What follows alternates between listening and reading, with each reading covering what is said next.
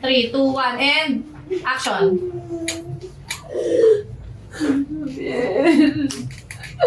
Sabihin, gumising ka.